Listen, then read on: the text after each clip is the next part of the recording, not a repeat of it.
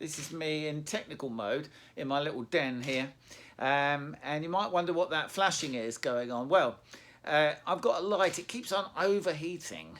It's very annoying. You get halfway through a shoot and it stops working. So I'm testing it, and I thought, how can I actually avoid taking 1,000 pictures? It's going to take a long time. It's going to be a nuisance. So then I remembered that, of course, you can use time-lapse mode and get the camera to automatically take 1,000 pictures at 2-second intervals.